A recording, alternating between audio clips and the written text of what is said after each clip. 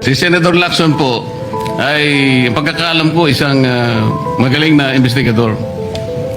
Eh ngayon po pala yung manghuhula na. Ito na naman po ba ay patakaran para ilihis na naman? Hindi po pag-uusapan dito kung ano-ano mang klaseng teritoryo pag-uusapan dito. Ang pag-uusapan lang natin ay yung masigalot na pinalalaki nila at hindi nila maintindihan na walang kamatay ang West Philippine Sea. Nakalagay po kasi sa Administrative Order number 29 dated 2012, Mr. President. 14 na taon nang nakararaan, minanduhan mismo ang NAMRIA at ang DFA na mag-submit ng mapa at mga charts sa opisina ng United Nations General, as UN Secretary General, at inotify ang lahat ng international organizations katulad ng IHO. Ano po bang ibig sabihin nun, Mr. President? Alam po ba ito ni Senator Lacson, yung Administrative Order number 29?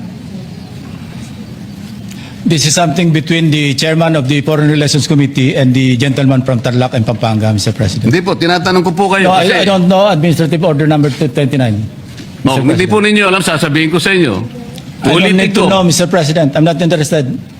Hindi po kayo interesado sa isang bagay na napaka-importante sa ating bansa? Hanggang ngayon, hindi ma-drawing ang West Philippine Sea. Hindi kayo interesado? Hindi po ako interesado sa sinasabi ninyo.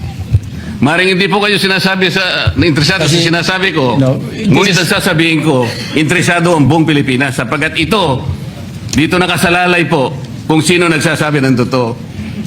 So ayaw po ninyong malaman ang totoo, Ginoong Lacson?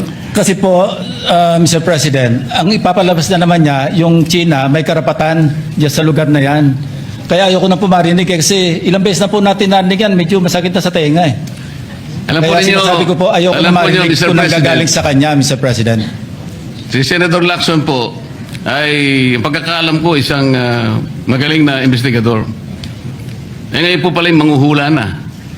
Paano po niya nahula? Ang sasabihin ko ay The debate is going into motives and all of that. So, motu proprio, the presiding officer declares the session suspended.